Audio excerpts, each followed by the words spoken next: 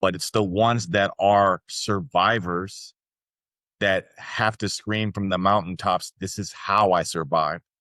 The chances of those individuals who are struggling and hearing how their story resonates with yours is what saves the life.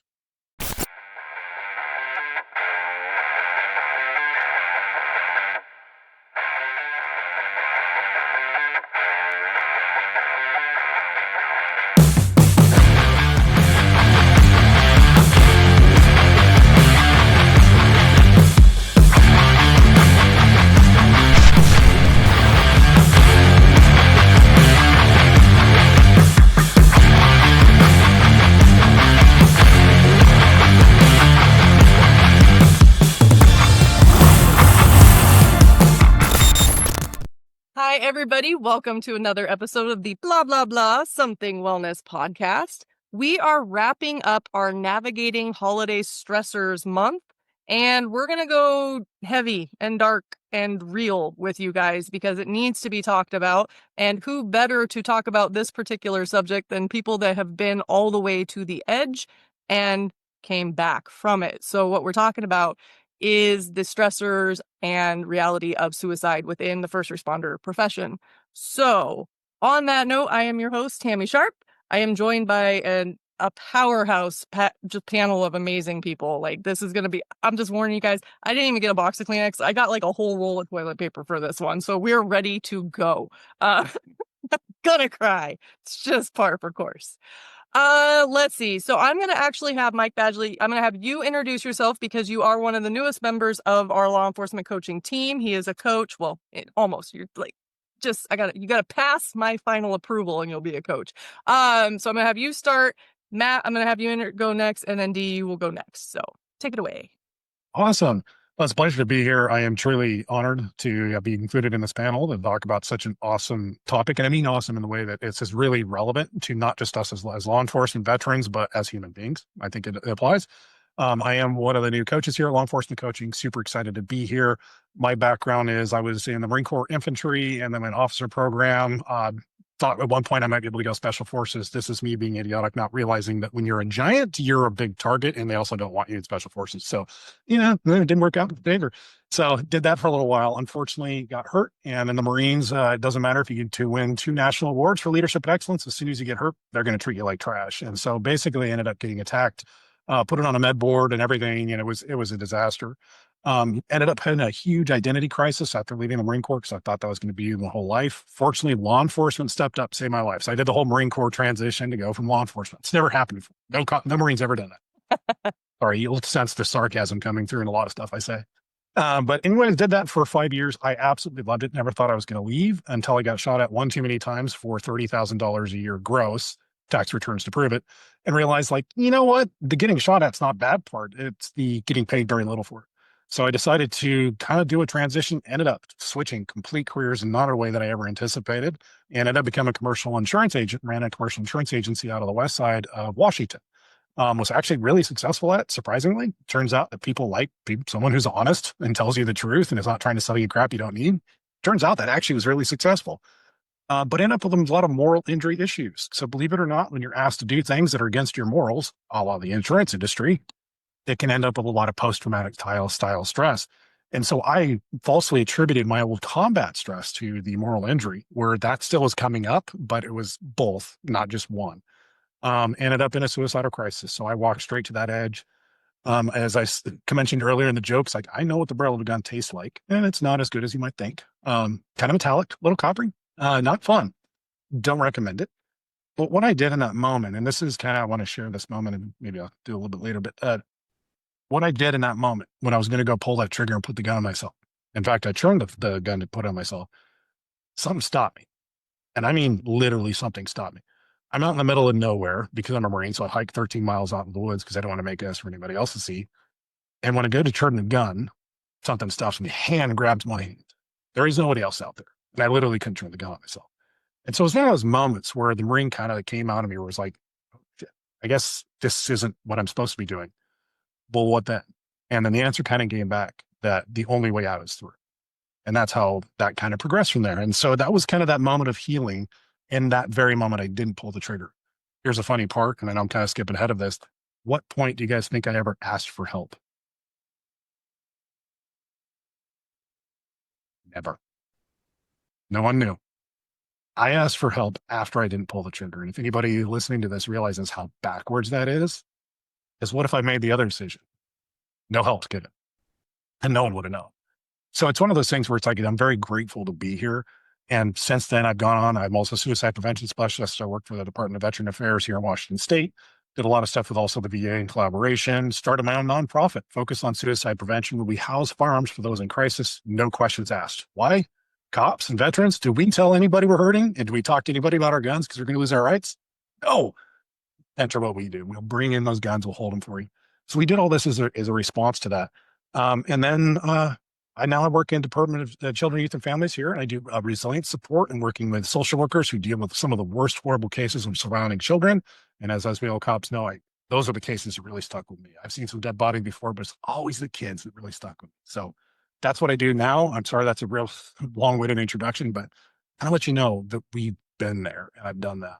And to let you also know that there's hope in this, there's resilience, and it's really exciting what growth can come from it. But like any type of growth, it's painful at first. So anyways, I'm excited to be here. I apologize. I kind of went off for a longer introduction than anticipated. So go ahead. Perfect. Thank you.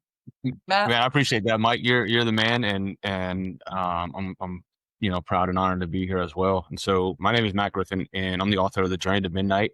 And I'm a 21-year veteran of the Navy, and then the Virginia Beach Police Department, and the Keene, New Hampshire Police Department. I spent my last 6 years as a drug task force operator, and just like Mike, I don't, like I said, I'm just another broken person, just another beggar trying to show some other beggars where I found some food, and that's really what my book is about. And the every day for 8.5 years, on March 17th of 2017, I wrote my suicide note. And so the book, The Journey to Midnight, is my journey to the zeros on the clock and how I woke up the next day and how I've been going through my life ever since. And, for the first 3 months, I said, if today's a good day to die, so is tomorrow. And I kept pushing that off and pushing it off one more day at a time, one more minute, one more second, whatever I needed to do to get to the next day. And I'm excited to be here. I'm excited to chop this up with everybody, and just blessed and grateful as always to talk about something that's so near and dear to my heart. It's a very, very near and dear topic right now, and I'll overshare again. My 14-year-old son is in a residential treatment facility down south, and I'm so proud of him and what he's been going through, and thankful to be here. Thankful to be here and have breath in my lungs. So, before I have you introduce yourself, I do want to. I'm going to make a note. I want to come back. I'm going to put a pin in this, but I mean, we're mainly talking to our first responders, but the teenage kid suicide thing, I think there's no better panel than us to unpack some of that, because that is also, I know off the top of my head, a couple first responders that are also dealing with their kids in some crisis. So let's unpack that in a little bit too. Dee, on that note. Well, I want to tell Matt and Mike, thank you both for being here. And I want to also touch on some of the things you talked about, as well as with my son, because it's no coincidence that this panel has been assembled by you, Tammy. So really powerful stuff here. My name is Dee Williams. I go by Dee, and I am a 20-year retired Air Force veteran, law enforcement, presidential protective services, and resiliency specialist. So when I hear you speaking about your kiddo, it really touches home for me as well, because through 17 suicides in 20 years as a responder, a supervisor, or a prevention specialist responding to those, and then my son cutting during COVID-19 isolation period and having to go through psychiatric placement and getting him back to his resilient self that he is now, after COVID, I definitely resonate with those subjects as well. It was all of those individual experiences which caused me to seek a 35-day sabbatical at the Meadows of Wickenburg here, which is a residential treatment facility where I had to go in and unpack trauma, from war, from childhood experiences, from marriage, and so on and so forth. All the things where us veterans and officers um, have these experiences. And as you guys have said earlier, we don't typically reach out to anyone. But I wanted to break that stigma. And I was fortunate for my command in 2016, 17 to send me to that first step for treatment.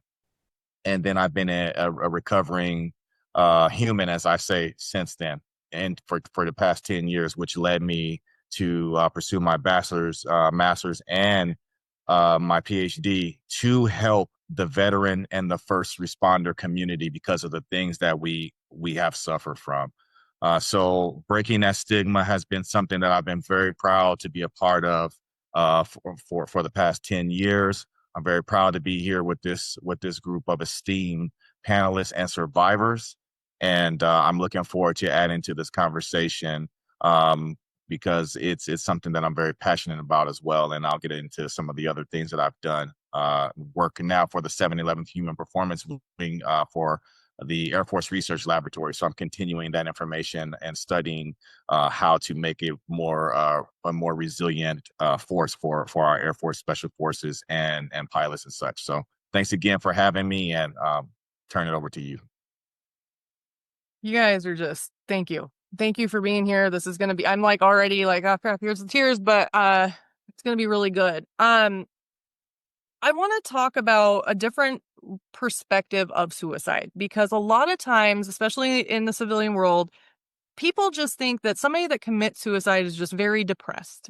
And Matt, you actually put it, for me, you shifted how I understood it, because you put almost like a badge of honor heroes version to it, because especially in the first responder field, you guys are to serve and protect.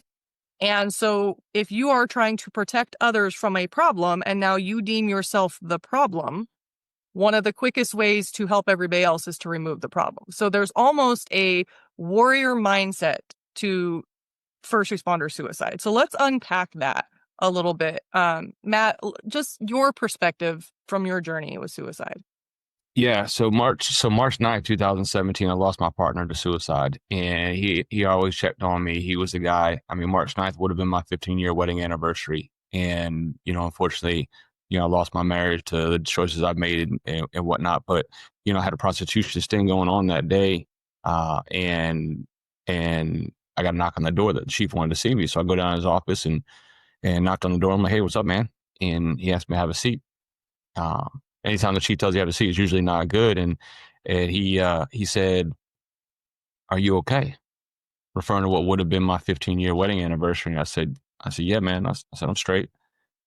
So I'm asking you again if you're okay. And I said, "Brian, I'm good." He said, "If you're not mentally prepared, you're not physically ready. And I need to know whether or not you're ready to lead these guys out here." I said, "I'm good." I sat there for a couple more seconds and got up and left. And he checked on me, and I didn't check on him. And 2 hours later, Brian went home and shot and killed himself. And I was the last one to talk to him. And I remember how that hit me so hard, because Brian was one of the strongest men that I've ever met. He was 5'8", 240 pounds, cauliflower ears, like the guy that you don't mess with. And it didn't make any sense to me, because everybody had always told me that suicide was so weak, and you were so weak-minded. If you were going to commit suicide, you're going to take your life. And all of a sudden, that didn't carry any more purchase for me. It didn't carry any more weight, and I didn't like that, because it didn't make sense. And so all of a sudden, everything went upside down, and I had all this trauma from the years of being in the military and the police department, and I just thought it was weak. But what was really happening was the trauma in my brain was starting to change the way I looked at it. And I started looking at it as, if Brian can do this, and I know he's not weak, what is it? And I started to look at it as a sacrifice. And so I didn't look at suicide as being weak anymore. I looked at it as a sacrifice. And one of the things that, I don't know if this resonates with anybody that's listening to me, but one of the things that resonate, I didn't want to make any more bad decisions for my family. I got 4 beautiful boys, and I didn't want to continuously fail them every single day. I couldn't provide for them. I wasn't doing the right things by them. I was no longer, this undercover cop doing my thing. And I was living in a shitty place. And that was the trauma in my head telling me that it wasn't suicide, it was a sacrifice. And he needed to, like, and I needed to, I needed to basically shut myself down. And my whole life had been a sacrifice up to that point, from the Navy to the police department to the marriage and everything else. And so I started looking at it as, as a sacrifice. And that's what really kind of hit me hard, and how I got to March 17th. And I don't know if the other guys have felt that before, but from like, a lot of times they call us alpha males or alpha females or whatever, like that moxie and that bravado that we're supposed to have. We carry on with ourselves in that type of manner. But a lot of times, unless we can find that type of mentality behind something, we're not going to gravitate towards it. And I think, unfortunately, a lot of us have started to find that from the trauma inside of our heads. But When you guys have anything, Dee, you're kind of doing a deep dive studying it basically. So what's your take? Yeah, and so I think what he's saying is spot on. And even back in the Japanese culture, they had ritualistic suicide for their warriors who believed that what else did I have? What else did I exist for? In fact, in my studies, specifically on allostatic overload for first responders, you imagine that when you have homeostasis, you're at 98.6 degrees. Well, similarly, for your mental faculties, you have a metabolic set point also. It's called allostasis. So once you've continued to move past that fever of 98.6 and you're at 100 degrees, we do everything in our power to regulate a fever. But the mental fever, we don't regulate the mental fever. And so for a first responder already being at that crisis, over the crisis metabolic set point, you get to the place where, the studies show that you're more likely to crash and burn. And especially for somebody like Matt or any one of us who have served and said to ourselves, we've already set our families back by divorce, by, our kids being in this position and suffering this way and that way. And, you've got all of these other things that happen with your partners, and you just have that guilt that I could have made better decisions, and so on and so forth. You continue to move far to the right, and you have allostatic overload. And with that mental fever often results in suicide, especially for somebody who has spent their life in defense or in the profession of arms. It just seems like it's an easier way to rid the problem than to continue to try to be resilient. Mike, what are you thinking? Oh man, I'm thinking a lot. And trying to also like how to message this out without like inundating, because I'm a numbers guy, but I'm also a heart guy. So I kind of try and do both. And when I'm hearing the talk here, this backs up by the data, what everybody's talking about. And it really is a maladaptive coping mechanism. Yeah. So when we're talking about suicide, everybody thinks, hey, this is weakness or they just want to die. It's actually about wanting to stop overwhelming pain. Every time that we've gone through this, that is really what it is.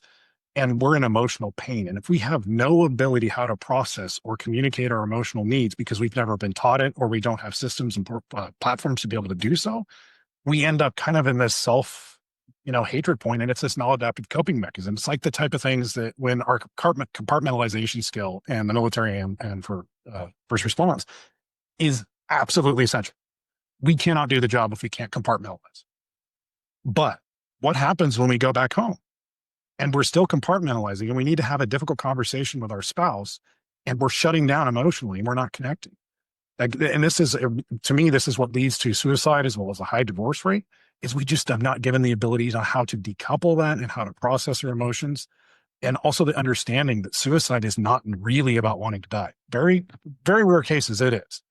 Most often it's about ending that overwhelming pain. And every study that we've done on any suicide survivor who is not completed and they've survived, the very first thing they say is, I want to live.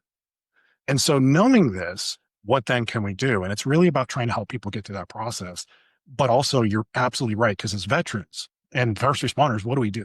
We take responsibility. We say, hey, we're the problem. We need to remove ourselves from the equation. You're absolutely right about that. And that is a maladaptive coping mechanism. That's using what we believe is the right solutions, but it's not for that problem. It's for our own problem. You got to be using it for something else. And it's really important that we as men, as individuals, and not just say men, I say men as that's usually in the combat roles, but as it's starting to fill in more and more women, this is starting to roll in more. And this is something that needs to happen for all of humans, is understanding how we can process our emotions and move forward. And then also understand that the skills that we're given in law enforcement and the military put us at risk because we have the knowledge and skill on how to take a life. And this isn't just applicable to law enforcement. Look at veterinarians, look at surgeons. Veterinarians have the highest suicide rate of any profession right now. And it's like, we need to look at that. We have that skill and abilities. We have that. We're already in that risk factor. Then if we isolate ourselves, and human connection is the biggest component of human happiness. And if we continue to isolate ourselves, we're further and further away. And then we're a burden. That puts us at a huge risk for society, or for suicide, excuse me. And if anybody recognizes, I think Dee might recognize this, Thomas Joyner's interpersonal theory of suicide. If you're in those three categories, you're a very, very high risk. In law enforcement, veterans, we're already at one category. We have that prior knowledge already in there. That's ingrained. So we're already at a higher risk just because of that knowledge. And so when we're looking at this, how do we approach it? How do we face that? And I go to the number side and then the human side. And this is a real problem, and we really have to address it and decouple it and destigmatize it, if I can speak English. So anyways, I've gone on for a diatribe because I know way too much about this. So I apologize. No, it's good. You can do the numbers, and because some of the audience are going to be the left brain analytical wants stats and facts, and then I'll take the woo-woo side and we'll get into the spirit side of it too, because it's all together combined. But you also did make a good point too. So we have recently been starting to work with animal rescue and veterinarians because we didn't even think, I never thought about it. I'm not in that world. So we just think, oh, you get to play with kittens and puppies. No, they actually, not only do they have the ability to take a life, but they are seeing the worst of the animal neglect and abuse cases. And my God, people are gross. So it's very sad. So yes, this episode is absolutely applicable to them as well. And I will be sharing it with our animal rescue community too. So, everybody that's tuning in, there's something for you here. Okay. So I want to unpack. Matt, how you doing over there? I'm good. Good. No, I'm so interested in what Dee had to say about, like, I don't know, Dee, what'd you call it? Allostatic overload? Yeah, so we call it allostatic overload. Yep. So allostasis and homeostasis, just for think about homeostasis being that metabolic set point, 98.6, and having allostasis is also going to be your mental set point. And just like Mike was talking about, it often doesn't result in. I mean, I also have a friend who, I mean, this guy was the salt of the earth type of a person. Shane Appleton, lost him in 2018. When I went through my divorce, Shane became my roommate at the Presidio Monterey Army Post. And, just seeing some of the things that he went through, when I think about what Mike says about just wanting that pain to just end, nobody, just like you said, Matt, about your buddy, no, it's the ones that we never expect to go through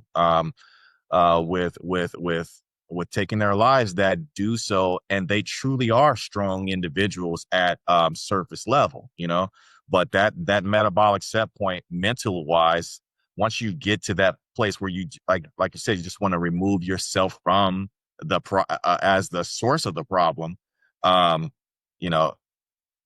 like I said before, 9 times out of 10, we didn't do anything to walk them back from that mental fever. We do everything we can to get somebody back to 98.6, but my studies are showing that there are ways in order to use biomarker testing and such to, start to walk an individual back down to a good metabolic set point. And then that source of connection, Mike, as you stated, that's going to be key. The source of connection. ABC News reported in 2024, 184 law enforcement officers die by suicide each year. And how many of these agencies are employing CISM workshops after the traumatic experiences, and then connecting them with peer support groups and so on and so forth? We're not doing it, So if you've got no social system and no source of connection beyond when you take the badge and the gun off and you leave after that traumatic experience and go home and try to drink it down a bottle, a lot of times this is going to be the result. Well, hey, Dee, quick question for you. Can I just So with homeostasis, right, and getting to 98.6, Mhm. is there a marker? Is there some type of Absolutely. yeah. Yeah, absolutely. So some of those biomarkers are going to be found in your cortisol levels, heart rate variability. There are certain other your creatinine levels, your protein, brain barrier. I have all of the data on all of these biomarkers that we're trying. I'm trying so hard with my dissertation to prove that if we pay attention to these biomarkers in annual testing and chemistry panels, that we can catch these signs and start to walk back in the other direction. They're very visible. The Body Keeps the Score is one of the greatest books that has ever been written on these traumatic effects. And so having the ability to say in our annual examinations, our initial examinations for entry into the law enforcement and emergency management positions, that I noticed this going into the position. These are the biomarkers that we can see that you have affecting your metabolic set point. Let's pay attention. Let's make sure we're doing annual assessments. And when we catch these biomarkers that are flagged, just like if you went and you took a test for what's the one that pops up on your skin? Nasal. Yeah, yeah. There's Chickenpox. different ways to show that the individual is already at risk going in. And furthermore, the ACEs score also mediates for each military member and first responder a predictive measure on top of those biomarkers. I find that many of us have high adverse childhood experience scores going into the profession. So with the ACEs and the biomarkers, you can, I predict that you can monitor yearly these different rises in metabolic set point and start to treat it with therapy, EMDR, SISM, and all other modalities of psychological resilience. That's fascinating. I want to talk to you more, Dee, but we're going to take too much time. Oh yeah, yeah. There's so much information and so much to unpack there.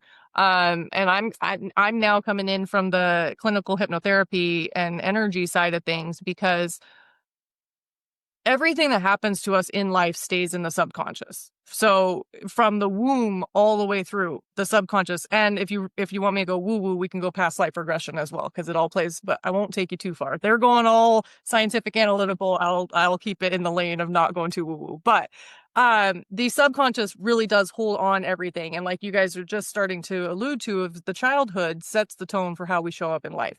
Because if you're coming from a less than ideal family, you're not giving, no, all of us, we're not taught how to actually have emotional intelligence. It's more important to get good grades and pass tests and, check the boxes and actually communicate, hey, I'm not okay. And we can get into the bullies and the kids and everything too. But our subconscious, we're creating defense mechanisms, coping mechanisms, but not actual healthy healing and communication methods. We also have our cell memory. Everything that's happening is staying in our cell memory. And animals will, if something happens, like a deer, gets a close call, they will tense up, but then they'll go and actually shake. They will go and shake the stuff out. That's why our animals are constantly shaking, but we don't do that. We have shit happen, we tense up, and then we have more shit happen, so we tense up some more, and then we're tense and we're tense and we're tense. I don't know why I'm freaking out and have anxiety. So the doctors are like, well, here's some pills for that. And it's a Band-Aid, because we haven't walked anything back. So one thing with that too, you keep, talking about SISM. So departments, we all know we're getting better, but there are so many departments across the country that don't have anything. They don't have peer support. They don't even know what a wellness team is. And if they do have a lot of departments are honestly functioning of like, well, that wouldn't happen here until it does. And then they're like, oh, what do we do? So, and then they have to call in another, agency from somewhere else. But if you have your SISM, your peer support, if you have a critical incident and your officers and your dispatchers and all of the team, everybody that was part of it needs to be included in the debrief. It is so important and crucial to mandate the debrief within the first 48 to 72 hours, because if you don't debrief these critical incidents and they go home, they're left to process it, and we create stories around things. We create stories, again, to protect ourselves and cope with it. And if we don't have healthy coping mechanisms, we're not going to process it well. Also, we've seen it so many times where a situation kicks out and somebody is raging pissed. Why did that officer not do this? Why did they da da da da da da? But they don't have the piece of the puzzle of what was happening on the other side. So now they're in this fit of rage. So having a debrief within the first 48 to 72 hours is very, very important. But here's where I don't see departments doing this, and you guys can correct me if I'm wrong if you know somebody that is. The first 72 hours, your officers that responded to that are still in their adrenaline's going and they're in active trauma. They are still in shock. They have not processed everything. So you need to have your debrief to talk about it while it's fresh. What should be happening is 2 weeks later, you bring them all in and you follow up and you do another sit down, because now the lack of sleep, the nightmares and night terrors, the drinking, the sickness, the headaches, that's when that shit's going to show up. And that's where you can put all of the science stuff to it to help actually get people to where they need to go. There's my tangent. Yeah, I agree. And the International Critical Incident Stress Foundation, ICISF, is one that I recommend. It's where I obtained my CISM certification from. They are rooted in the Maryland University literature, and specialists for law enforcement debriefs. So again, International Critical Incident Stress Foundation, ICISF, as you stated, Tammy, that CISM debrief should take place immediately if you can. I used to work at the city of Maricopa, and one of the greatest things that I ever saw was when the fire department and the dispatchers and the police officers and even the code workers and code enforcement guys came and they sat down in that room and they cried together if they had to, and they got it off of their chest. I'm not saying that it's the end all be all, but darn it if it didn't help them to get into the processing and healing stage afterwards. So I'm a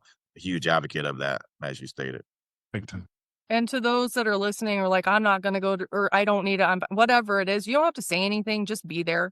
Because you may be fine, you may not need it, but somebody else in the room does. And just knowing that you're there, you never know how you're going to show up for somebody or how somebody's going to show up for you. So just showing up sometimes is truly half the battle. Matt, you're in deep thought over there. Yeah, but you know what? Like I take it on the other side of it. I think that we're missing something, and I think we've been missing something for a long time in law enforcement. You know, we've had a lot of mental health, clinicians, we've had counselors, we've had wellness supporters, we've had peer support, we've had all this, but unfortunately, the suicide rate is still exactly the same as it was 6 years ago.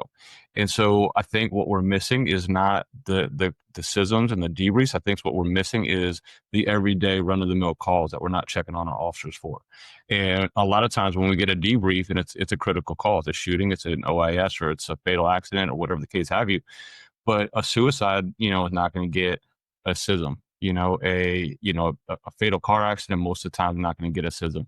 A baby that got abused is probably not going to get a CISM. I think these are the ones that are causing us to use a lack of sleep. I think a lot of agencies are checking the box and they have resources available, but the problem is that officers don't feel comfortable using those resources. And so how do we go about integrating the officers with the resources that the agencies have? And, and I don't really know what that answer is, but I know that that's what's killing us as officers is these what we call the everyday run of the mill, calls. And it just hurts and it's painful. And I know everybody on this call and probably everybody that's listening, when I say like, what's one of the toughest calls, we can all go right back to that first call or that first dead body, or we can see that, smell it, touch it. We can be there because that's trauma.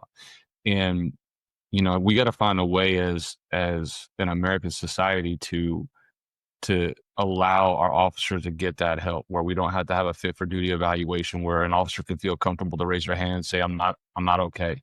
And unfortunately, I just don't feel like we've gotten there yet. And I don't know what the answer is. I mean, counseling works. It's $1 billion industry for a reason. or our officers are just not using it. Let's unpack that because that is very, very true. There's so many different facets to it. And unfortunately, again, so I say this in all of it, but there's a reason that we named this the blah, blah, blah, something wellness podcast. And I say that we are bypassing bureaucracy, budgets, red tape, and bullshit because unfortunately, there are departments out there with leadership that just will never get it. You're just going to have to wait until there's a leadership change and hope for the best. And that's just the sad reality for a lot of first responders out there. And that's not the only reality. There are some amazing leaders that really are leaning into it, that do get it and are providing resources and insights and all of that. So, but again, here's the thing. Your department can be providing everything. We have seen departments that are providing every friggin' thing. Anybody that comes in saying they have a wellness product, they're like, we'll try it. We'll try it. The officers are not utilizing it. And there's a couple things. There's, the stigma, of course, don't talk about it, committing career suicide. But I really do think we are enough into this that is starting to go away. But then you're like, well, if the department pays for it, you can't trust it. And again, that's a justified thing. There have been breaches of trust that have made that a real situation. So for the departments, we need to figure out trust is crucial. We are working with people that do not trust anybody. You guys cannot trust anybody except for those who you trust. So the one thing that you can trust usually is your gut. So if a resource feels right for you, it may not feel right for everybody else, but if it feels right for you, don't wait for your department to come in and save you, because kind of like what you guys have said, first of all, you're not saying anything. They're not psychic. Your department is not reading your mind. You are sitting there so pissed off at your department for not rescuing you and not seeing you and not providing your needs, but you have never actually said you need anything. Mike, you kind of talked about that. When did you ask for help? After. So let's talk about that. Why? Man, I could dive into psychology behind this a lot. And why is because I felt that asking for help was weak. That if I couldn't man up and deal with my problems as, I was taught, that there was something wrong with me, that I was a failure.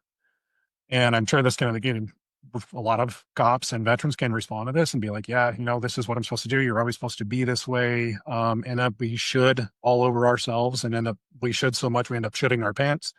I'd say that in that way because we put these expectations on ourselves that are unrealistic.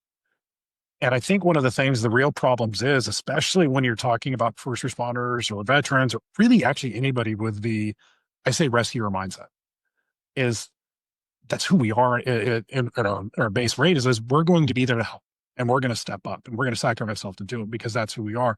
But we don't know how to process our emotions. We don't recognize the fact that we're human beings and there are certain things that will be outside of our capacity. And I really feel like when it comes down to it, that suicide is just a symptom of the disease. It is not the disease itself. And so that's how when I started in suicide, I walked it back into what can we do as a society or a culture to start to shift this needle. And I think it really comes down to a simple thing of just like actually talking about mental health in an honest way.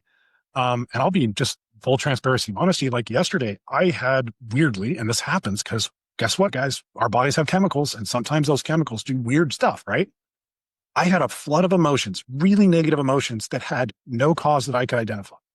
I mean, bad, like really, really bad. And I sat there for a second, I'm like, what the hell's going on? I don't have anything in life that's causing this. I'm like, okay, it's got to be chemical, right? I'm like, well, what do? Do I shove it down? Or do I run from it? And I actually did something that I think we need to teach everyone to do is instead of running from the pain and trying to find ways to cope with it, turn around and look at it, face it, fight it. If you need help to fight it, get help because we can't do this alone. And this is where I think we need to have the help to fight that. But as soon as we stop running from the pain and then we face it, we start to realize, okay, we can actually work through this. And so yesterday, I cried it out. I'm a big ass dude, 6'6", 260. I look like an NFL defensive end. I'm not kidding. I lift weights for a living. I love lifting weights. I don't look like the kind of guy that's going to cry it out. I did. My daughter came out. She's like, Daddy, why are you crying? I'm like, I don't know, honey. I really don't. But I know I need to get this out. Otherwise, it's a poison. And I'm going to be okay. And you're going to be okay. We're good. It was one of those things where you can having permission to have those emotions, process them out, and then work through the solution. That's what human being is. And I go back to stoicism. I apologize. I'm going on my soapbox here. Anybody see this? This is a little challenge coin, little Latin phrase that says memento mori and memento veri. And if anybody knows what that means, it means remember you must die. So remember to live. And the reason why this is important is it's like, how can we make this forward? How can we use this pain and these hardships to force it to go forward, to find a way through the hell that we're in?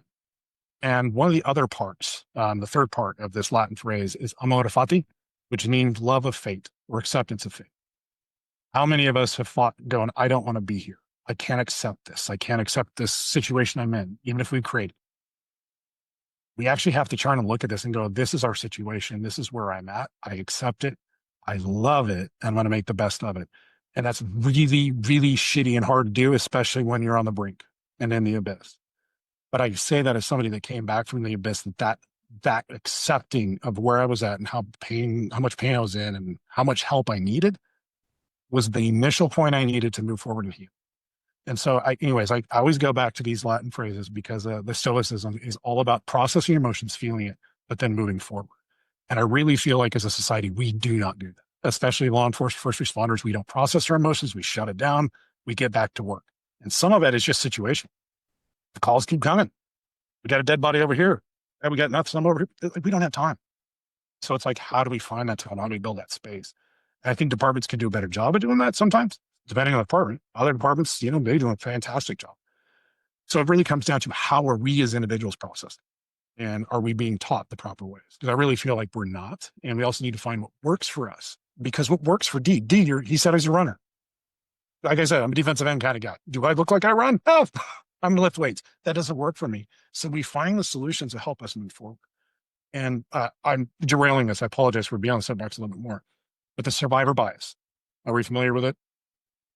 It's a really cool story that we did in World War II. The B-17 bombers that kept coming back, they were shot to shit. We're all high-fiving ourselves going, awesome, look how great these planes are. It wasn't until after the war somebody asked, hey, what about the planes that didn't come back? Where were they shot at? Oops. Yeah.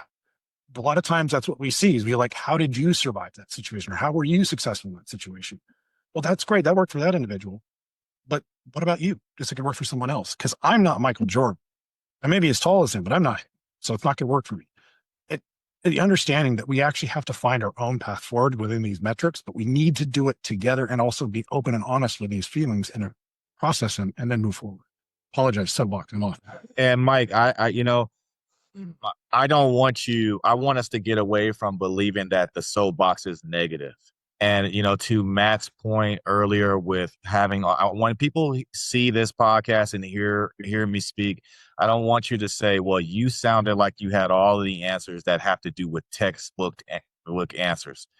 The reason why I went to the textbook so intricately was being Mike and being Matt and understanding that the only way we actually are going to do something for our brothers and sisters is you got to get out there and do it yourself. You got to obtain the knowledge. You got to get a soapbox and you got to scream and die on that hill, and so you sharing your information and your understanding of this topic is soapbox worthy.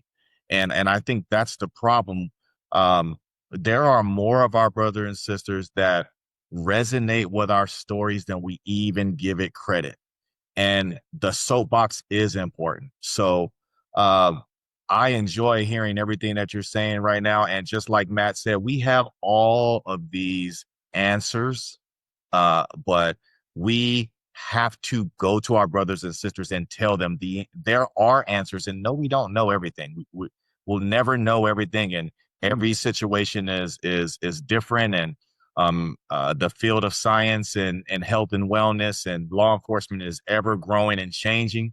But it's the ones that are survivors that have to scream from the mountaintops, this is how I survived.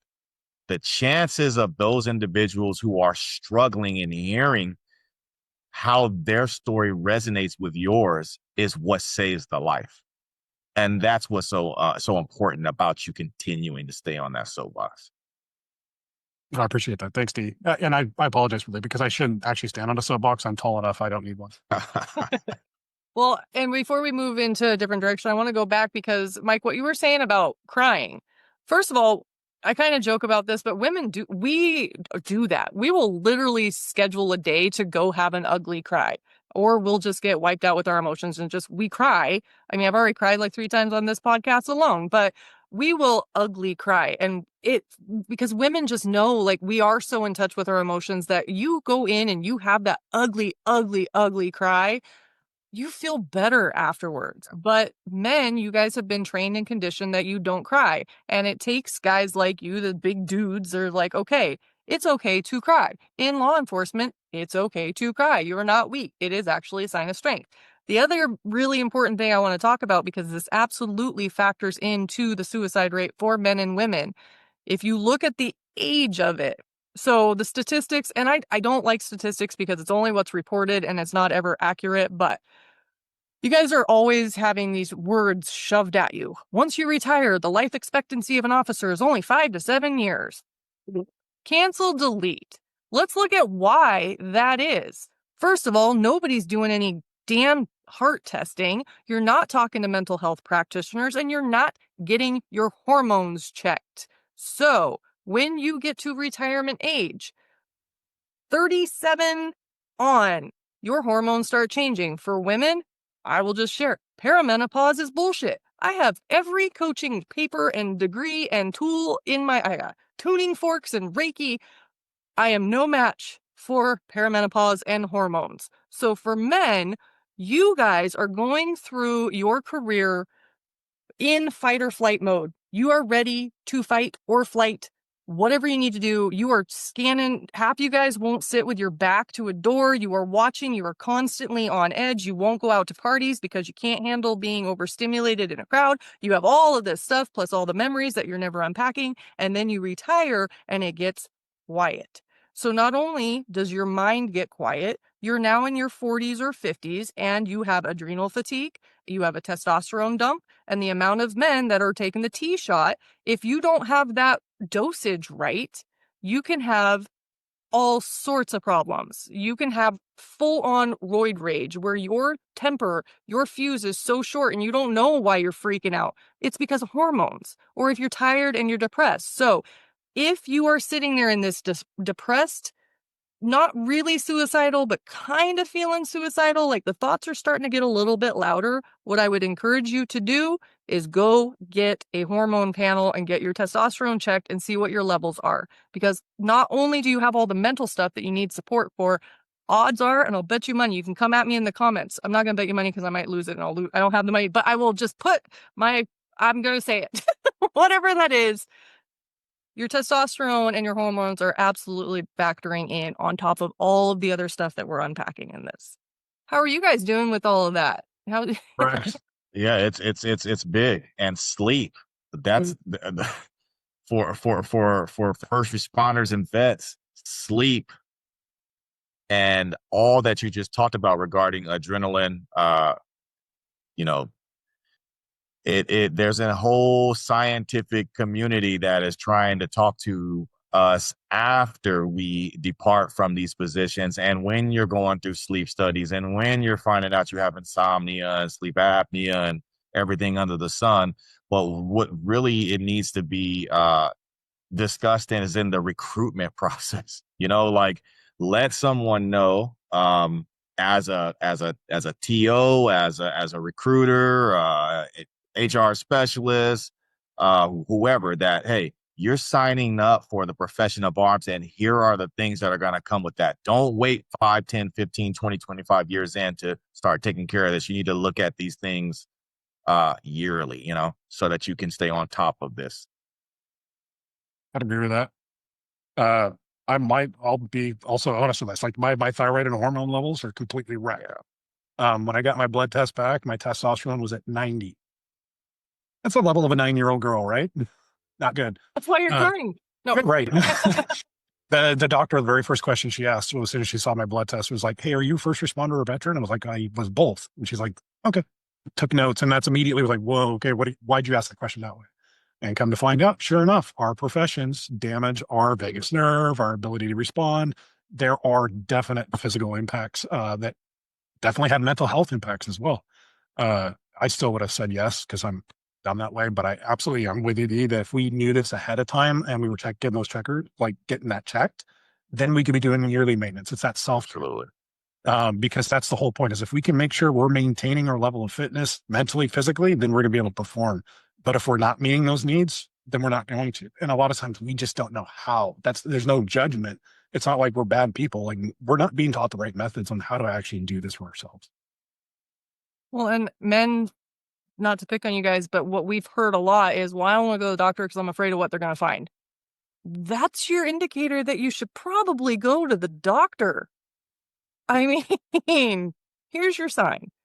Matt, what you thinking? You've been quiet for a minute. Yeah, no, I mean, I think we hit the nail on the head. Circle it back to Brian, right? And just on another side, like if you're not comfortable getting help, or if you're listening to this podcast and you're saying I'm in a good place, I think we also need to check on each other.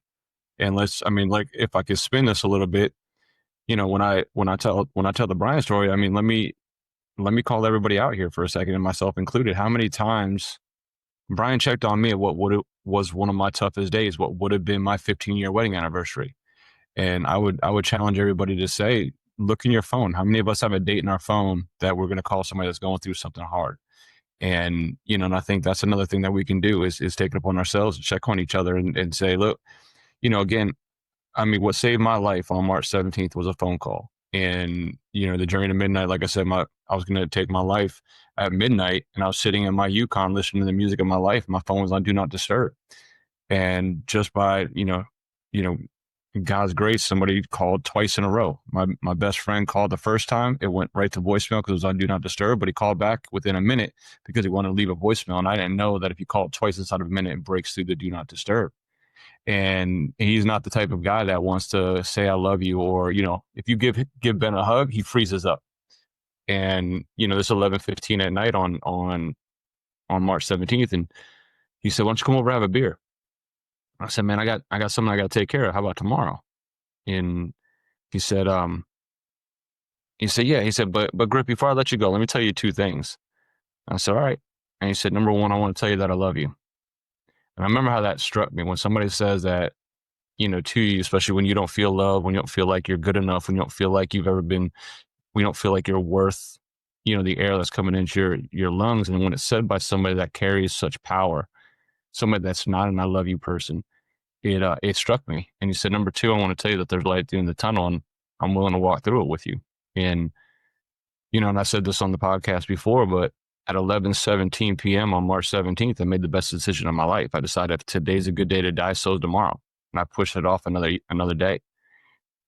And, I look back at what Brian did, what would have been my hardest day, he checked on me. And so I challenge everybody that listens to this, if you, when I say somebody in your life is struggling, because we're first responders, we're veterans, we all know somebody that's struggling. And if I can impress, if we can get anywhere today, I think whoever that person that just popped in your mind when I said that, when I told Brian's story or my story, send them a text, give them a call, tell them that you love them, tell them that you're there, be present in their life, and follow up, just status check them constantly.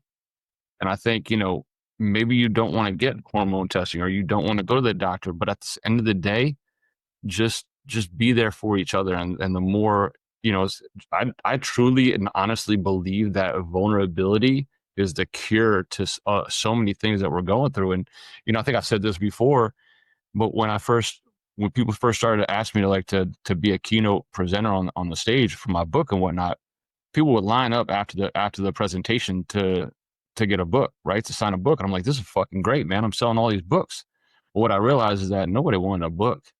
What people wanted to do? They just wanted to say, hey, man, I'm struggling too, bro.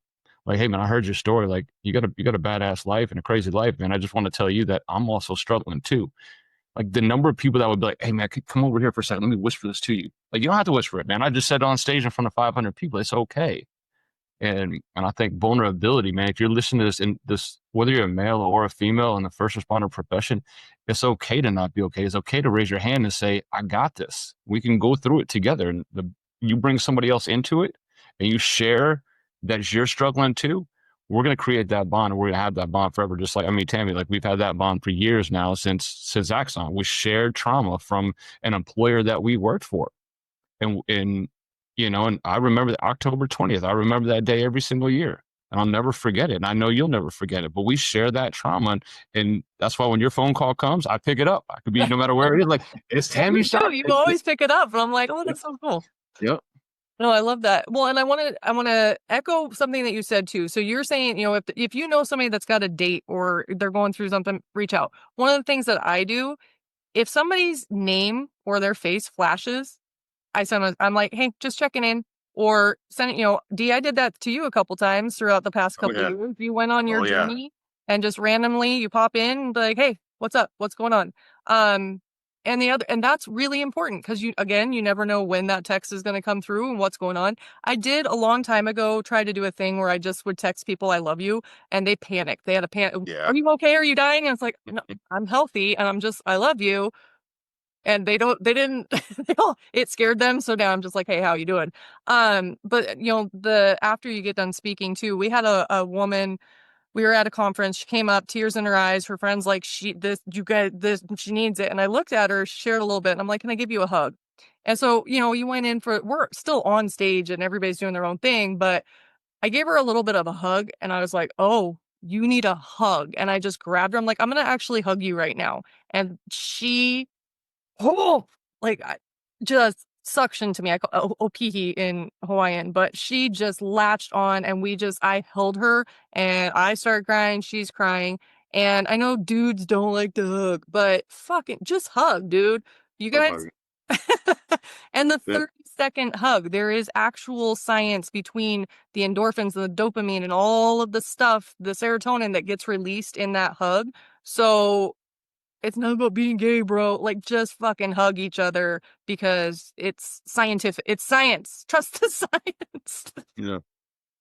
There's actually a study. They did this where was a military unit that encouraged hugging and touching among, and it wasn't a sexual thing. It was literally to increase competence and connection with the teams.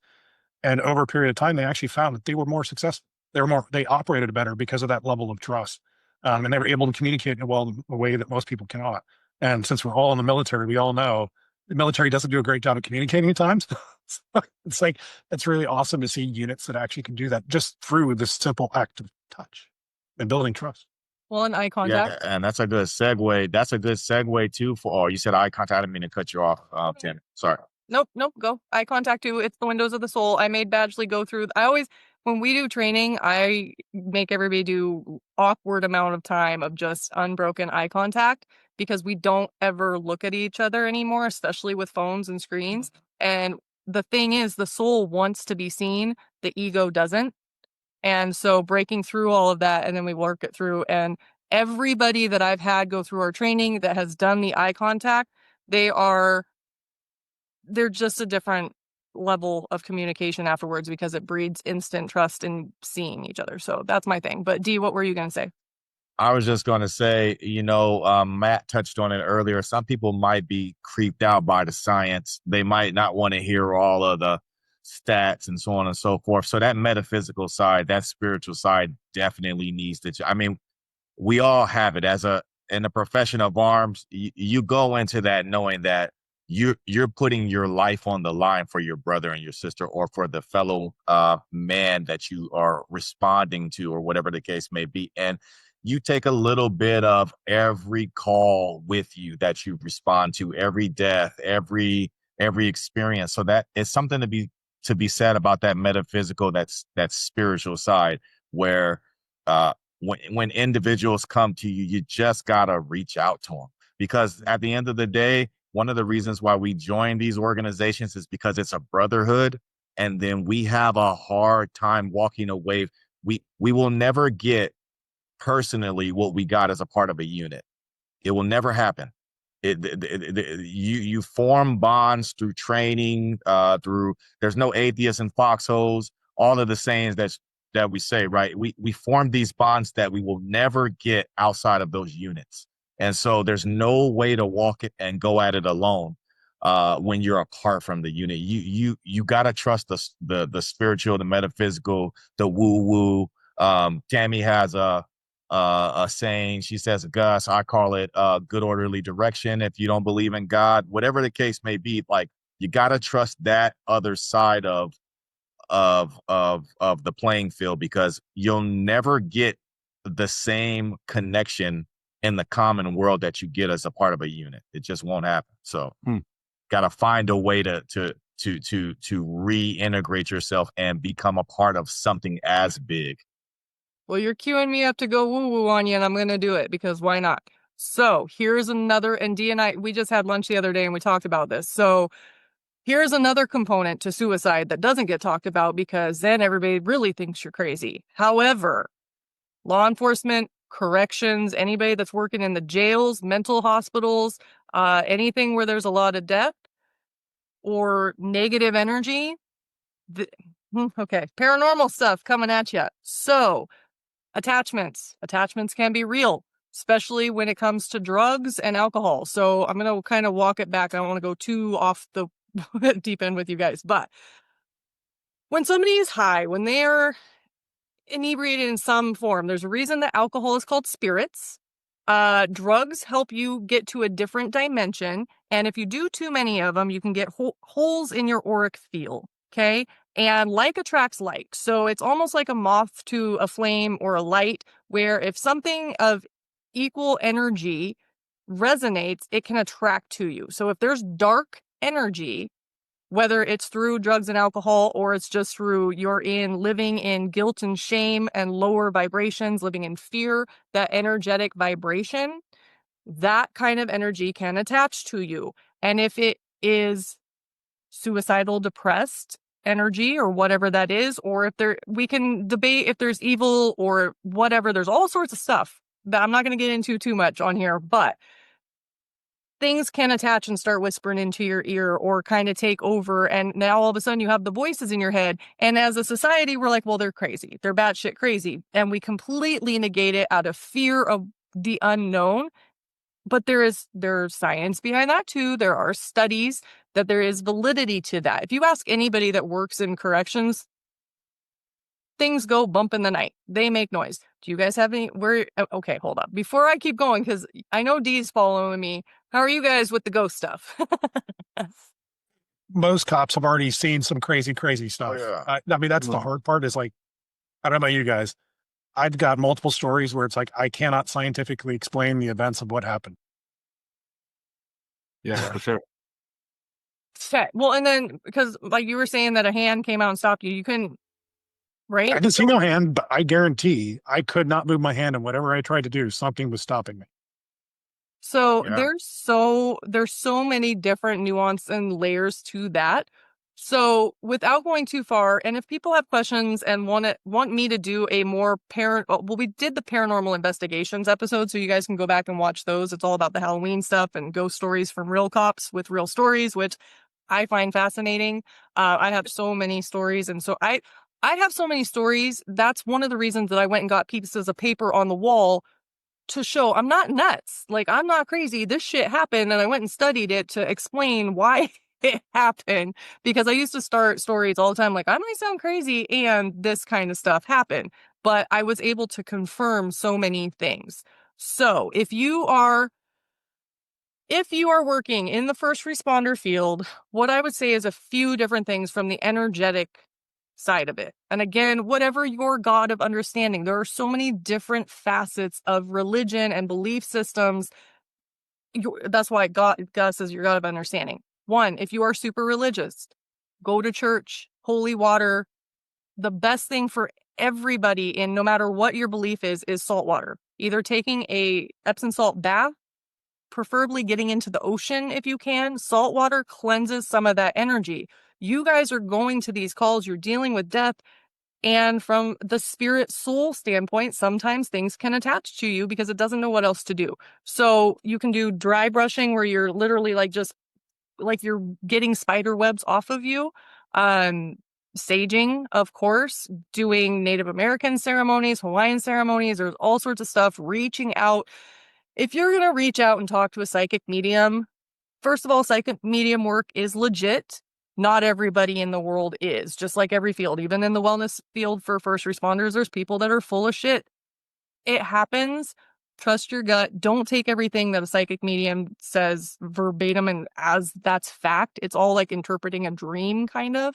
But if you find a good psychic medium or someone, they're going to tell you stuff that there's no way you can make this shit up. So on the suicide note, here's one that I'll tell you guys. The story, Dia, did I tell you this? Yeah, we talked about this at lunch the other day. Yeah, so I don't advertise that I do psychic medium work, but I do. I'm not suicidal. I've never been suicidal. And if I ever die by suicide, I got suicided because it's not something that I would do.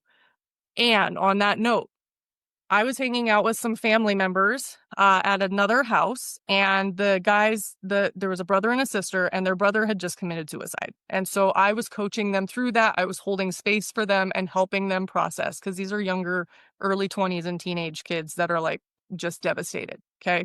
I'm helping with all of that. I don't think anything of it. I'm just being a good person helping. I don't clear my energy. I don't disconnect. I don't do anything. I come home, I'm in bed. I sleep with a gun in my nightstand. All of a sudden, I have an overwhelming urge to grab that gun and just go blow my brains out. And I'm like, what the fuck? Where is that coming from? And it kept repeating. And to the point where I'm like, I got to take the gun and go give it to Chris because I might be a danger to myself. Like, this doesn't make sense. This isn't me. I don't understand. And the energy just kept doing it so over and over of like, I could just grab that gun and poof, and I'd be done. And I'm like, what the fuck? I had to get out of bed and come sit and meditate and be like, is this my energy? No. It ended up being the brother that had killed himself, and he was trying to show me he fucked up. He was drunk, and he had it, and he's like, I wonder what would happen if oh shit, I killed myself. It was that quick. And he was trying to communicate to the brother and sister. He was sorry, he fucked up, and he was showing me. So it wasn't my actual energy, but I was able to see it. And then I ended up getting on a call with them. And there were things that were said in that call that there's no way I could have made up. I didn't know this kid. I didn't know these guys. There's no way I could have made it up, but I was able to help them find some closure and have that conversation, let them release him and send him to the light and get some peace from all of that. So crazy ass story. But yeah, Matt, what were you gonna say? So in 2026, I made a decision that so I'm writing my second book, and the second book's, I'm not sure what the name is, but I think it's going to be called Cycling Out. And I made a decision to try a bunch of different modalities, and so I'm scheduled in January or February to go down and use ibogaine. I don't know if anybody's ever heard of ibogaine, but I'm going to give that a shot. After that, there's a couple other things that I'm doing. And I'm gonna document and blog all the way through all of that, like what it did and how it kind of worked. And so I didn't know if you had any experience with like different modalities besides that, just with like the. Well, I would love to consult with you on your writing of this book because I will tell you one of the programs that I introduced to the city of Maricopa's first responder community was Heal the Hero by Tanya Brain Performance. And this is a program that does some incredible neuroscience. And there's the neuroscience, and as you've said before, other modalities that you're interested in looking into. And you've already just bypassed ayahuasca and gone straight to this other substance you're gonna try. And taking all of these modalities to include somatic experience, and they're all necessary in order for the psyche to begin to heal itself and to create neurogenesis. That neurogenesis is key. Those new brain pathways are key. Tracking beta, theta, delta waves, and sleep performance. All of these things are what's going to actually help our community to heal and recoup. So everything you're doing, Matt, I applaud you. I'd love to consult with you and Tammy on some of those modalities. I have experience working and introducing some of those modalities to different departments, and as well as experiencing them myself before I even went into my undergraduate study. So I think once you publish that book and the findings, it's going to be able to help a lot of your brothers and sisters, because again, it's not just go to the VA, go to your primary care manager and just get these meds thrown at you. There is so much work, from equine therapy to EMDR to neurofeedback, brain spotting, different ego stripping substances. Like you're gonna, the journey you're gonna take. All of these things are key to healing and recuperating, and just continuing on as I say, as being a recovering human. Yep. Well, and with the modalities too. So there are, and to add on to that, there's Reiki, there's hypnotherapy, acupuncture, all of these things. And again, for those listening, what's going to work for one is not going to work for the other. And I do want to put a little disclaimer out there. So the ceremonies, ayahuasca, all these different ceremonies with that, with the herbal plant medicine, and then ketamine treatments are really coming onto the scene with first responders, and even medicinal marijuana, where the old school's like, these are drugs. Fuck no, we don't do drugs. Okay, yes, and my dad used to do so many busts, and when he had cancer, so my dad had stage 4 prostate cancer, and in the end of his life, the second round, so he was in remission for 7 years. It came back super, super aggressive, and they gave him too much chemo too fast, and his tongue was black. So he was diabetic too. His tongue was black, and he could not eat anything. The only thing he could stomach was ice cream. And this is 20 plus years ago. And I sat there being like, try medicinal marijuana. And he was like, absolutely not. But now other people that are having cancer, having these things, if you do it in the right way, I'm not talking about going buying drugs off the street, going through all of the proper channels. Same with the ketamine treatments, going through the proper channels. And again, culturally competent. Don't go to any ketamine practitioner. Go to the culturally competent ones that are working with first responders. I'm walking this back to the ceremony.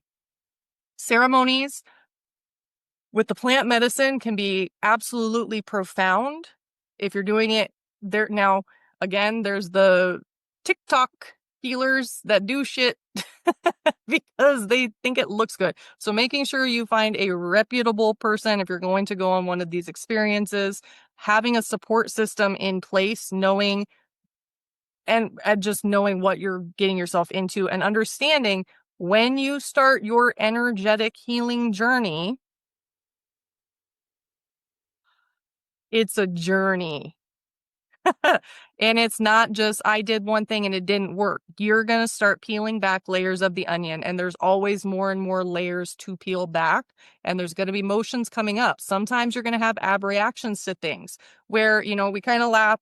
Cops have a weird twisted humor because you guys have to compartmentalize to get through scenes and all of this hard stuff. So you look at things differently.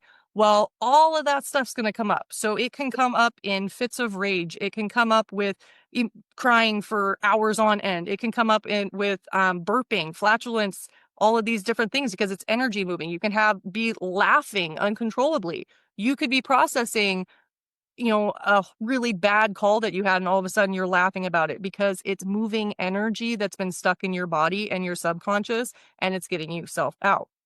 Being mindful when you start your healing journey. When I very first started, I had gone to I can't remember. I did 3 things in one day, and I woke up projectile vomiting water. And I was like, what did I do? And I didn't take anything. I didn't do anything. I just went and did energy work with different people. And it was like, oh, you're purging out all the shit that no longer serves you.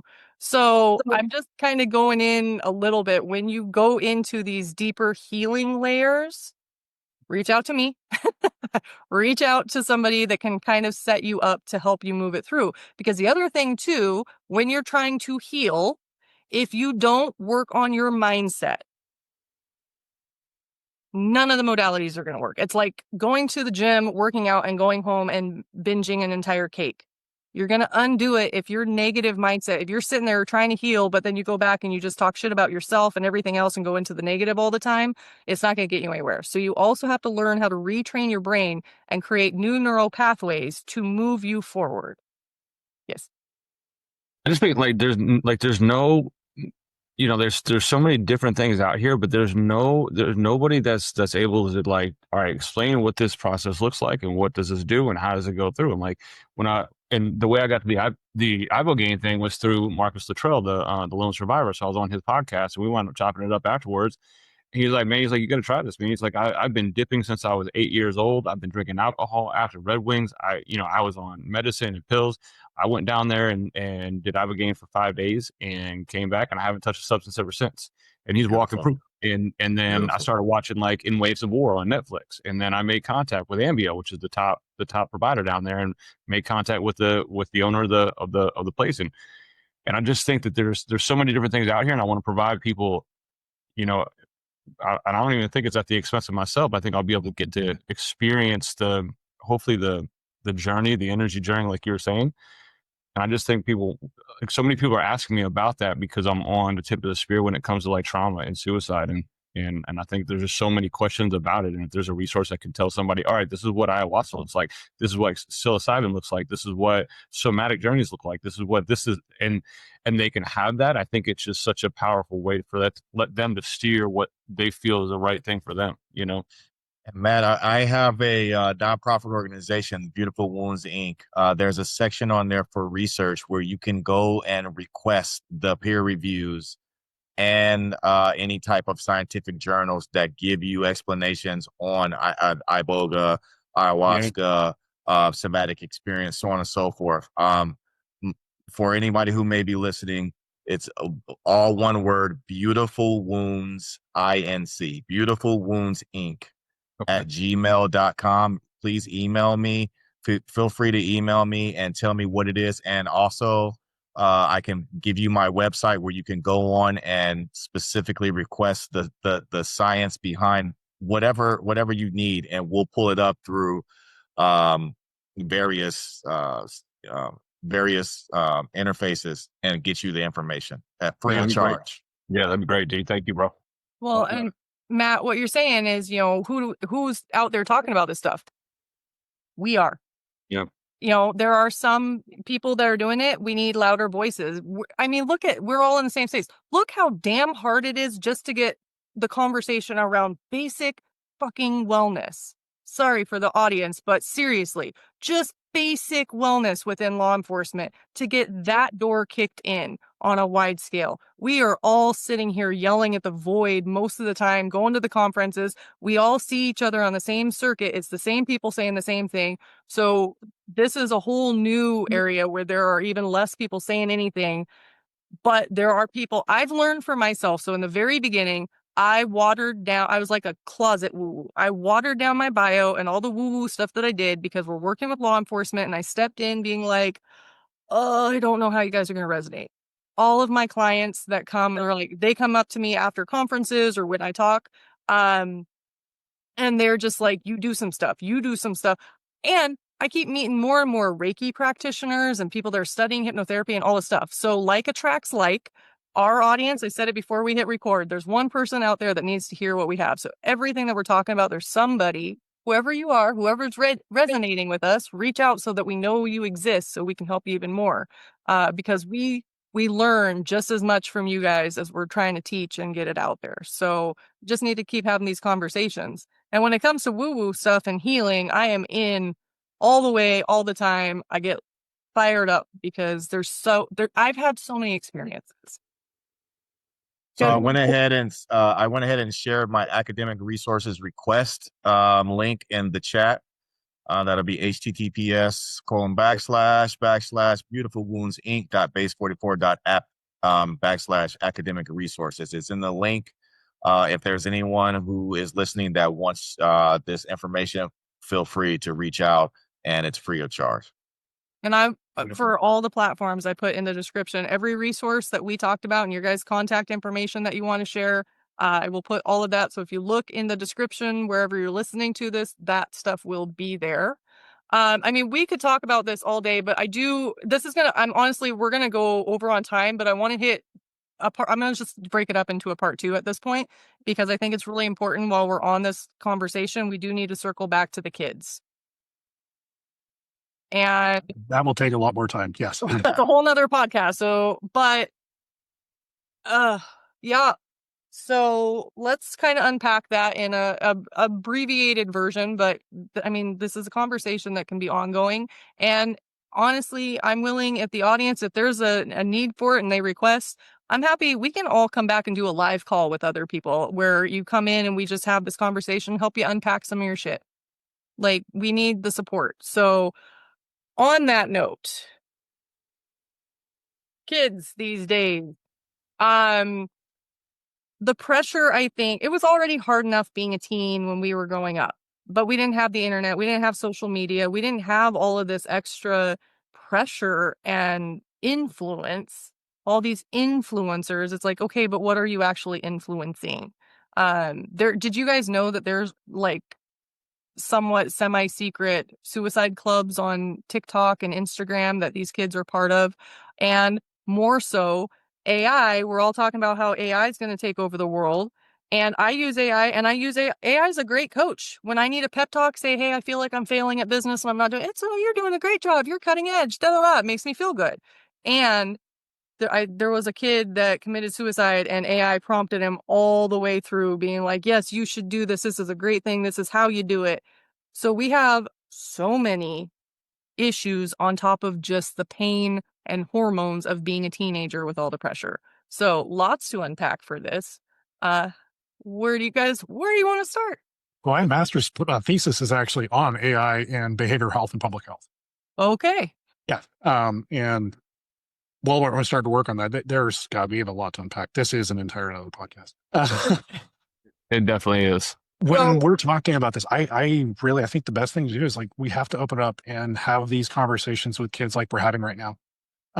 Obviously some things we want to taper down. We don't want to over traumatize kids, but I think that as parents and as leaders, as individuals, that we be the model.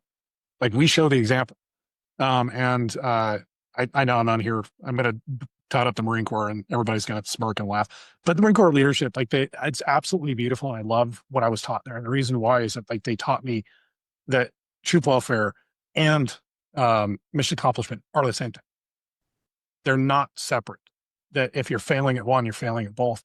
And understanding that if those leaders, then what we need to do is we need to model that behavior. So if we need to show our troops, hey, it's okay to go get mental health support, then the commanding officer is the one that's going into the clinic in front of everybody going, hey, I'm first one in the door. Everybody, it's okay to do this. I honestly think that just as like what we need to do as parents is model the behavior, because we can tell kids all we want. Actually listen. And more is caught than taught. And if they're watching our behavior and seeing that we're doing the right steps, that's going to go a long way. And I know that is so much easier said than done, because to be able to model those steps for ourselves, we have to address our traumas and how we're doing that. This is a long-term process. And I think it's beautiful that we have all of these people together working towards this. And as we can see, there's resilience, there's hope. I don't know about the rest of you guys, but I've been through some really bad times, especially this year. This year has been shit. I've not had any one suicidal thought. This is worse than my year than when I was suicidal. And I'm like, I'm good. I've been through worse. And so it's like, this is the hope we can give others. So it's like, you can build beyond this. And I'm really excited for it. But I really do feel like we got to model this behavior for our kids. And we got to tell them it's okay too. Like, and it's also to say, I'm sorry. I don't know if anybody does this. I screwed up the other day with my kid. I yelled at her for something. It wasn't her fault. I reacted poorly. First thing I said when I realized it was me was like, that was me. I'm sorry. You were right. How powerful was that? Because I never had a parent say I was sorry to me. And so it's like, that was never permission into how powerful it was to have my kid then turn around and give me a hug and go, oh my God, this works. It's that beautiful moment. I don't know. I feel like that's what we need to do as leaders. I do that with my daughter too. Like, I'll get, especially if I'm driving, she wants to be talking to me and I'm sitting there either merging onto a freeway or going through an intersection, trying to pay attention to all these things. And I'm in Arizona, so everybody drives like friggin' idiots. And I'm like overstimulated, trying to just keep us alive. And she's like, da, da, da, da. And I'm like, not out, like that kind of thing where you just kind of react to it. And then, but I always come back being like, I'm sorry. Here's what I was dealing with at that moment. And I wasn't able to be present. So as we move forward, knowing that if you see that we're in an intersection or something's going on, just wait a second and I'll come back to you because I want to listen, right? And I'm not doing this in like a gentle parenting way. I'm just doing it as like respecting her and having a conversation so she understands why I reacted that way. And then I apologize, like, okay, I need to do better. Sorry, da da da, and regulate, and then we can carry forward. So, those conversations, It is a whole nother episode, and I think that we should honor it for what it is with that. But I do want to touch on a few things while we're talking on it, because sometimes people don't have time to wait for that if you're dealing with a kid in crisis. So there's a few things. Unfortunately, we're in this fine line of like trying to trust our kids. And it's kind of like when you're dating. It's not that you don't trust not trust your person. It's the other people that you don't trust. Other kids are assholes already. Just on social media in its own is awful. So if you have a teenager specifically that is on TikTok and Snapchat and all of these things, you should be monitoring it, because you don't know what's being said. And so it's not that you don't trust them, it's you're looking out for them and protecting them. I mean, Jesus, I'm not even going to get into sex crimes. It's real, and unfortunately with my daughter, it's a whole topic. So much. I hate it. I hate Roblox. I hate all of the games because it's connected to the world. And I'm like, you are not playing games with a 12-year-old girl. You're playing it with a 40-something-year-old man. That's a whole nother topic. I'm on tangents now. Matt, do you have anything to chime in on this kid thing? Because He's got Is it- 4 boys. He's going to be the pro at this, by the way. So I'm just, Yeah. I mean, it's just a lot. Like, and I feel like if anybody's struggling, like we're just in a society right now where it's very, very difficult for, kids who want to be connected to the internet 24/7, and they use that as a crutch that they hold on to, and they're not exploring their emotions, they're not talking, they're not opening up, they're going to their bedrooms and getting connected, and that's a big problem. And I have an autistic son, and I've watched and I've got 3 very well-adjusted straight A students, around my autistic son. And I've watched how the community and how the society that I've raised him in has treated him, as well as what resources are available to him, whether they label him as behavioral or suicidal or Asperger's or whatever it looks like. And unfortunately, I'm maybe it's just my area here in the Northeast, but I've been it's devastating to see the lack of resources that are available to families when they have a child that's suffering from any type of mental illness. And that's another, I mean, again, we could go on for a long time, but for anybody that's out there that is struggling with a child in crisis, whether it's mental health, whether it's suicidal ideation, whether it's autism or whatever else it is, know that we're here. There's no chance that we'll be able to get to all of that today. But I'm happy. My phone's always on. You give me a call and we can figure it out. It's taken me many, many years with my son to figure out how his brain works, and they call it neurodiversion and how brains work. And what's even more devastating is the lack of neurodiversion treatment centers that are available to us today in America. And so for anybody that's out there that's listening to this, when it comes to your children, there's so few resources, but happy to share the resources that I've been able to find. And when I tell you I've dug and clawed and my child's mother is phenomenal and she's advocated for, I just can't imagine the families that don't have a mother like my son and the resources that I have. It breaks my heart daily. And if somebody's listening to this and their hands, they just want to throw their hands up in the air. I get it. I've been there. I'm with you. And I'm not here to say that we're on the backside of it, because I'm right in the middle of it. But just know that we're here and we'll listen and we'll share. And I think that a community together is so much stronger than one person. I felt like I was the only person in my state going through what I was going through. And I always said that was the shittiest feeling in the world, to feel like I was the only man, as a single father, and his mother is a single mother, trying to figure out what to do with my autistic child because normal education didn't work for him, and it's still not working for him. So I know that's a lot. And again, we could unpack this for hours. I mean, this is a whole topic for me going into 2026, and a lot of prayer work that I'm going to put in on how I'm going to address this with the platform that I have, the books and the movie and everything else. So. Yeah, and Matt, again, like I told Mike earlier, there's no such thing as a soapbox. I have twin girls. One is nonverbal autistic, and I have a teenage son. So I went. My recommendation to you, me, and everybody else who might be listening right now, who's having any types of issues with neurodivergence, atypical any psychological issues, is give yourself grace. We Mm, all have to give ourselves grace. We are up against an immovable force. mm. Every, for sake of time, I'll just throw it out there. I mean, throughout history, we've had .com ages, we've had industrial revolution, technology, and we got AI. There's all types of revolutions throughout history. Um, and basically, we at some point find ourselves going through those major changes with our kids. And because of that, there are neurotypical issues that take root.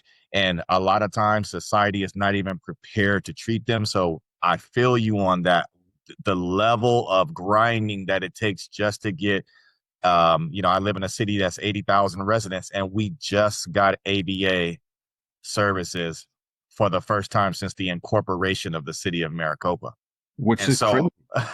so, how do you even justify that, right? So I know how you feel when it comes to those type of struggles, but we got to give each other a pat on the back for hanging in there and give ourselves grace, because these are immovable forces that there's just not enough resources for. But as we continue to talk through these podcasts, we share with individuals who are going through those similar struggles exactly how to walk in faith I just wish I could. I don't know if you feel the same way. I just wish I could rewind the clock. Oh, yeah. And that's kind of why I invite people to reach out to me, whether it's through my website or social media. Like, I wish I could rewind the clock, because what I know now, I wish I knew when he was 2.5 years Yeah. old. We didn't get that autism diagnosis until he was about 8, and that's when resources became open to us. And just like for a quick, what I mean by that is he didn't really work out in public school, so we did out-of-district placement. But guess what out-of-district placement is most of the time? Is behavioral children. Yeah. So guess what an autistic child learns in behavioral facilities is they learn how to behave in a certain way with other behavioral kids that are not neurodivergent. And so my autistic son learned so many different types of behaviors, and that's what he knew. And that's how he went about life. And now, as he's maturing and coming about it, I just wish I could rewind the clock. And that's why, like, I'm so passionate about trying to share this knowledge with other young parents, that are coming up with an autistic child or with a neurodivergent child, because there's just so much to it, and they feel so hopeless in today's day and age. And the middle school, they lost a child earlier in the year, and to me, it's just so it's heartbreaking and the way they treated his mother and I. Like, real talk, when my son went down to treatment, and my school said, because I can afford it now, that we got him into this neurodiversion place down in Florida, right? And so, like, we asked the school to help us out with academic work. You know what they said? You basically signed him out of school, so we're not going to support. We had to fight to get them to support us. Like, okay, and so I had to really say, like, what would the optics be of this? You guys have already lost a child. Right. What would the optics be of this? If my child raised his hand and said, I need help, and we're helping him, and you're not going to help him academically? And finally they say, yeah, we're going to do that. But that's what we had to deal with while we're going through treatment stuff and doing treatment plans and everything else. I'm dealing with a school that doesn't want to send me an hour's worth of academic work per day. Like, are you shitting me right now? And I said to him, I said, do you really think this is what I should be dealing with right now? Is a conversation about whether or not you're going to help me and my son while he's at a treatment facility? I said, you got to be. And that's what we deal with today in America. And nobody wants to call that out. They just want to say, these school systems want to check a box and say, oh, we've done this. You know why? Because it costs so much to send somebody to an out-of-district placement. And so they're going to fight you on that. But out-of-district placement, a lot of times for a neurodivergent child, is not the right fit. And I wish I could rewind the clock, because, I'm doing everything in my power to get my son back to where I need him to be. But a lot of young parents don't know what I know now, what you probably know too. And I think it's heartbreaking to see, the bureaucratic red tape, like Tammy says, that gets promulgated on us as young parents when we just want to do right by our children, And that's why I say it's like it's a whole episode. You know what I mean? Well, and on that, so we will come back and have that. And then I want you guys to we'll bring in friends of ours, Chris and Autumn Timmons, who founded nonprofit Preston's Pursuit for Acceptance. And what they are doing is they also have a adopted autistic son. And so they created, I'm not going to share their story. I'll let them do that. But Preston's Pursuit they're going into PDs and training first responders and cops. How do you handle these calls? How do you know? Because there's no training for cops either. You guys, there's kids getting shot by cops because they can't you say you have nonverbal, right? Yeah. So this is a whole nother, for the audience listening, we just, Yeah, you blasted just one. opened a Pandora's box there, but you know what? You got the perfect guest to you guys. So many people are going to be healed and helped tremendously by these conversations. I'm so honored to be here with you. It truly has been incredible. Well, I want to just, before I wrap it up, I want to touch on one thing because I do have experience with this for teenage clients. So for cutting is a thing. You might not be fully suicidal, but you're cutting, and not all cutters are suicidal. It's actually not that far. A lot of times the cutting that ends up in suicide from the wrist was an accident because they went too deep. So the cutting, you have a individual, whatever the age is, that is carrying a tremendous amount of pain. They don't know how to heal it. They don't have the resources or the support systems for it. And cutting comes from a place of wanting control. You are hurting so much over here that you're going to create pain over here because now you can control what that pain is. And a lot of it, not just cutting, self-sabotaging behavior, stupid decisions, and even if you guys really want to get down a rabbit hole, you get into the BDSM and bondage world, that is also through trying to cope with pain. And I can go, that's a whole nother podcast in itself as well that I can talk about. But if you do have a child that, or a teenager that's cutting, allow them to have, yes, get them therapy, get them resources, reach out to everything. Their school counselor, no, probably not. Depending, maybe there are some great school counselors out there, but don't trust your kid's mental health with a school counselor that you don't really know. Get them the real help, go all out. And if you need to go out of state, let's figure that out for you. But what you can do at home, oh, it's a whole nother thing to unpack. One, rubber band. That's the simplest way. Instead of cutting, flick a rubber band to get that little short bit of pain so that gives them something. But give them something that they feel in control of and award them for that. Hey, you're in control of this. You're communicating what you need here. There's so many different things. I had a client who, when I don't like working with kids because it's a liability, it scares the shit out of me. And I didn't know if this kid was suicidal or not. And so I was terrified to take her on, but I took her on. And the thing is, I met her where she was at. She'd gone to therapists, she had gone to inpatient facilities, nothing was working, and they were all trying to treat her on a clinical adult level. So when I did the consultation with her and her mom, I was like, what restaurant does she want to go to? Where does she want to go eat? Let's start there. Just meet her. Let's take all the pressure off. She's not doing anything wrong. Let's hear what she actually is trying to say and get her the help that she needs on her terms. So we were able to walk things through all of the different pressures and everything. And the thing is, when you are on a healing journey, wherever you're at on a healing journey, celebrate the small wins. You made it 2 days without cutting. What are you going to do to celebrate?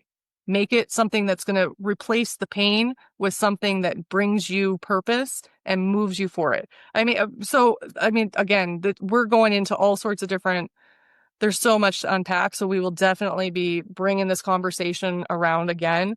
Thank you guys for being on and being willing to unpack all of this stuff. It's a huge topic. Nobody's got the solutions. Like you guys said, the numbers, the statistics in law enforcement haven't changed.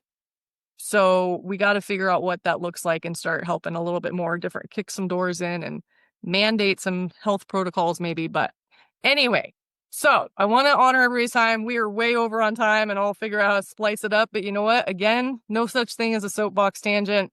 People need to hear what we have to say, and those that are here are going to hear it. So that's great. I want to go around, and if out of all of this, somebody only tunes into this last little part, what is your 2-second mic drop takeaway piece of advice that you have for the audience listening? Whoever wants to go first. I say self-care. What I mean by self-care is resilience. And self-care is not going getting a massage. It's not going out and getting yourself a hamburger every now and then. It's truly, what are you doing every day to meet your physical needs, your spiritual needs, your mental health needs, workplace professional needs, and your emotional needs? And how are we showing up for ourselves? Because I really feel, and this is for me on my life and how I really came out of suicidality is when I realized like no one's coming to save me. And I don't mean that in a bad way, in a martyr way, in the sense that the only person who's going to stand up and fight for me as much as I want to is going to be me. So how do I move forward? How do I use these? And then realizing that self-care is really just putting the systems in place to make sure you're showing up. And when you're meeting your needs, that trust builds. And that love and compassion that you're showing yourself, it starts to overflow and it comes out into others as well. And that starts to show up in your life. And when you're not spreading that out, it's all inward and it can get turned negative. And I've been there, I've done it, I've walked that path. I thought all those horrible thoughts. Look at yourself, look how you can show up for yourself and have that courage to cry, to feel these hard emotions, and then get back to work. Because the job does need to get done. But we also need to make sure we're feeling it out. That's my mic drop. Oh, thank you. Dee or Matt, which one? Yeah, I can go. I would just say it's okay to not be okay. Just not okay to stay that way. I say it all the time, and that's my mantra. And you know, if I add one more thing in, I started journaling at nighttime, and the three things that I write down in my journal every single night, every day, I choose to do something good for somebody else, and it's changed my world for 8.5 years. I've done something good in every 24-hour period that God has blessed me with on this earth, and it's come back to me 1,000% to the fact that I'm sitting on this podcast when I had $1.13 in my checking account and was homeless 8 years ago. So find a way to do something good for somebody else. Don't talk about it, just go do it, and then spend some time reflecting on it by writing it down in the journal. And then the two other things that I write down are something I'm grateful for and something I want to work on. I do that every night, and it's changed my world. And I think if you go down that path with me, you'll find that goodness chooses goodness, just like misery loves company. And the more that we spend time thinking and finding good things to do, goodness comes back to us. And so that's my little mic drop. So choose good. Dee. I don't think there's anything more that I can say after these two gentlemen just laid it all on the line. I agree to everything they said, and I just want everybody to know who watched this, you're not alone. Don't for 1 second think that your situation is an isolated situation. We all might have a different experience, but just understand that we're all in this together, more so than you think. So trust your gut and your instincts. Reach out, listen to everything that you heard here in the podcast. Dial 988 if you're in crisis. Use the resources and just know that you're not by yourself. And my little bow on all of this, a lot of times also there's so many different reasons that somebody gets to their edge. A lot of times also it can be a loss of hope. And so if you are at wherever you're at, if you're sitting in this dark space, whether you're suicidal or just not happy, here's my little challenge or invitation for you to do. Go out and buy 12 or 24 long stem roses. Doesn't matter of the color. This is not for you. One, you can be like, oh, I bought myself flowers. But what you're going to do is you're going to go randomly gift these roses. One rose here or there. Go to your barista, go to the cashier. Somebody's pumping gas in front of you. Give them a rose. You're just going to give them a rose just because. And what you're going to see, because if you're at this place in the darkness, odds are you're disconnected. You're disconnected from God. You're disconnected from yourself. You're disconnected from humanity and the good. And we are disconnected. We don't see each other anymore. Our heads are down. We're just in autopilot going through the motions. If you give somebody a rose, it breaks the pattern of thought and it stops them in their tracks and they feel seen. And the odds are you might be the one in the dark spot for a minute, but now all of a sudden you're going to see light in somebody else, or you might end up being the light for someone else. And I've done that. I'll share really, really little. We're already screw time. Who needs time anyway? I'll just share one more little story on that.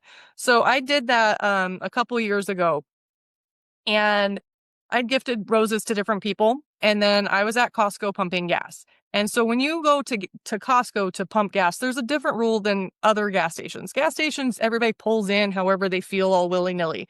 Costco, you go through. And the unspoken rule with Costco gas is there's 2 pumps. So if somebody gets done and then don't pull out, like wait for the other person so 2 cars can go, so 2 cars can come in.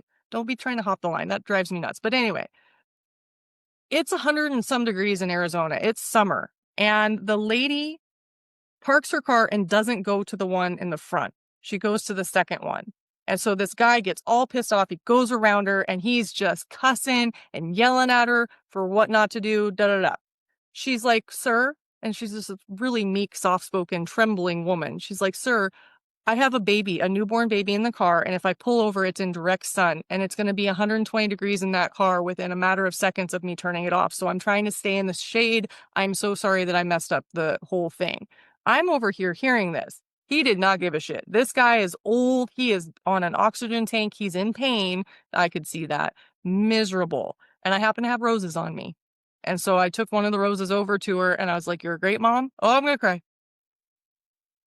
You're a great mom. You're doing a great job. I tried to give him the rose and he was like, oh, what's your fucking rose? And I looked at him instead of being like, what the fuck is your problem? I'm like, I am so sorry that you were in so much pain. And then I left the whole situation. So little random acts of kindness. See, I did cry. I made it through the whole thing without going through the toilet paper. So, no, seriously, you guys, this has been amazing conversation. The seeds have just been planted. We're going to come back. Thank you guys for being here. To the audience tuning in, seriously, don't be afraid to reach out to any of us. There's no judgment, safe space with all of us. Thank you all. And until next week.